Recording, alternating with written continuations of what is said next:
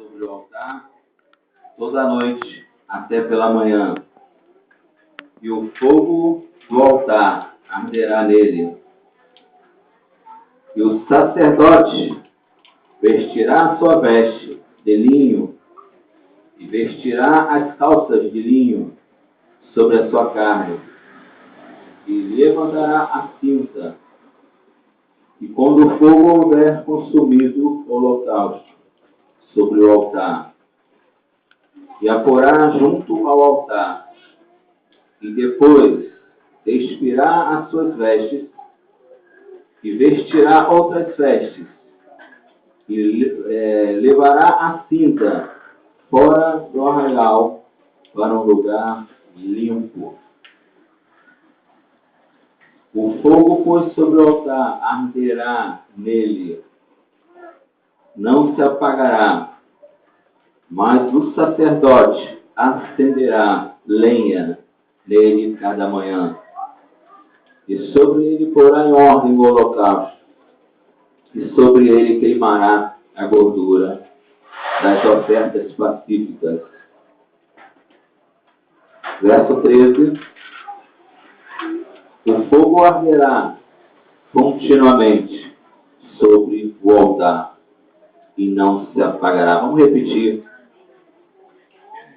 O fogo arderá continuamente sobre o altar e não se apagará. Mais uma vez, o fogo arderá continuamente sobre o altar e não se apagará. Espírito Santo, venha transmitir aquilo que tu queres nessa noite aos nossos corações, para que esse fogo, Senhor, venha continuamente, sempre, estar aceso em nossas vidas. Te entregamos, em nome de Jesus. Aleluia. Nessa noite eu faço assim uma pergunta: o que precisamos fazer para mudar o rumo das nossas vidas para o rumo de Deus? Há uma ênfase aqui nesse texto, diz que o fogo deveria ser mantido aceso sobre o altar, como acabamos de ler. Como nós devemos manter o fogo aceso em nossas vidas? São perguntas. E o que o fogo representa para nós? Vamos ver um pouco nessa noite. Aqui está falando de holocausto, falando de sacrifício. O que significa holocausto? Sacrifício comum entre povos antigos, em que se queimava totalmente um animal ou um indivíduo. Isso está falando de holocausto, sacrifício, expiação. O fogo representa a presença de Deus. No capítulo 9 de Levítico, aqui, vamos abrir lá no capítulo 9.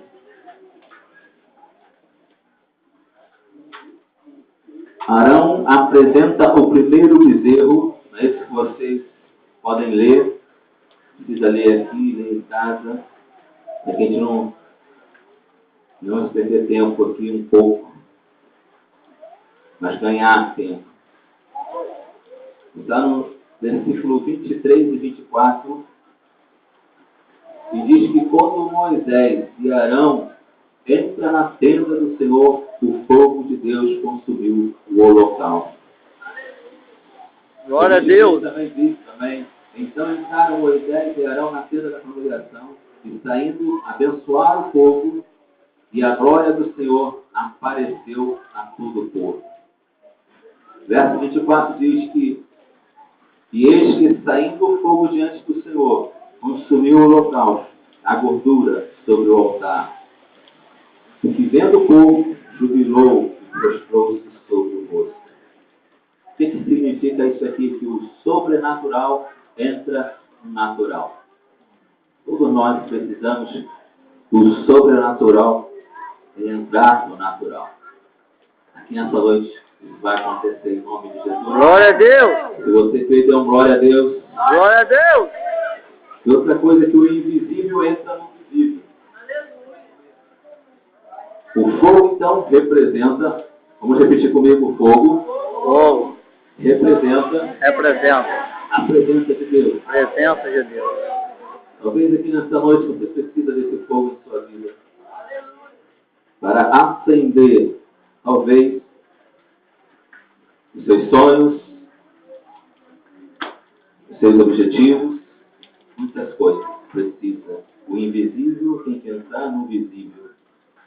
E só o fogo de Deus pode realizar isso na sua vida.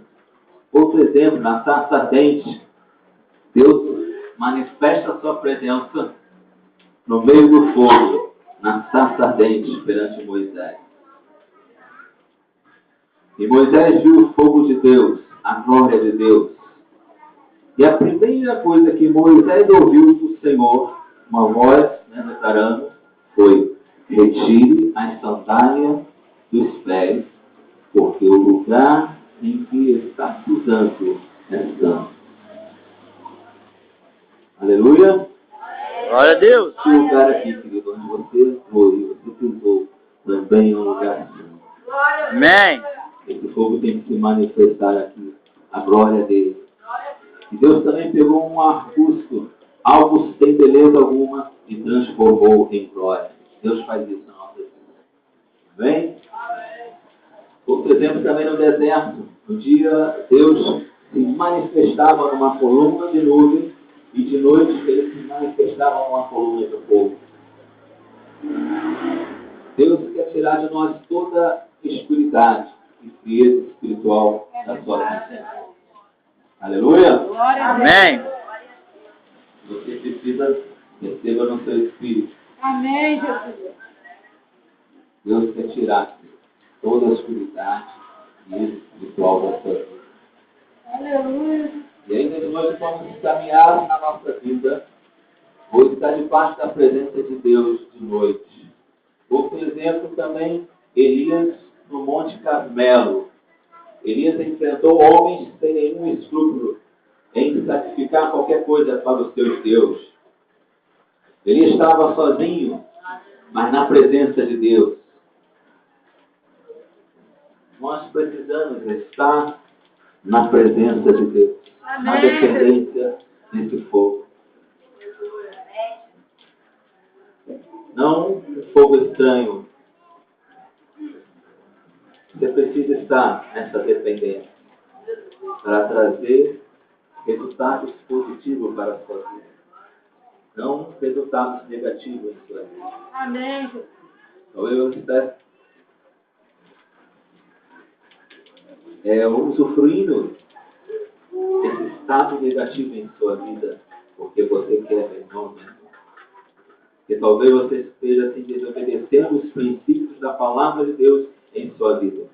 Por isso que as bênçãos, as promessas não te alcançam, porque você está em desobediência e outras coisas mais. Amém? Amém. E é interessante que Elias clamou a Deus, e Deus se manifestou como fogo. E o fogo que queimou o holocausto, o sacrifício, a expiação, a lenha ainda lambeu a água que havia sido derramada numa vala. Então, querido, o fogo é que faz a diferença entre um santo e um profano. Aleluia, glória a Não Deus. adianta você querer enganar. Pode enganar um pastor, pode enganar um diácono, mas Deus você não engana. Deus conhece a sua estrutura. Outro caso também foi o batismo com o Espírito Santo e com fogo. Ou seja, João se referia a Jesus como aquele que batiza com o Espírito Santo e com fogo. Amém? Amém. E eu creio também que nessa noite vai ter renovação aqui em nome de Jesus. Glória a Deus. O fogo é a presença de Deus no ministério de Jesus Cristo. O fogo que curava os enfermos, libertava endemoniados, ressuscitava mortos e curava os leprosos. E um ponto aqui interessante, que todos nós, como igreja do Senhor Jesus, precisamos desse fogo, mas precisamos ter ousadia para declarar sobre os enfermos a cura. Precisamos desse fogo para declarar a cura dos paralíticos. Aleluia.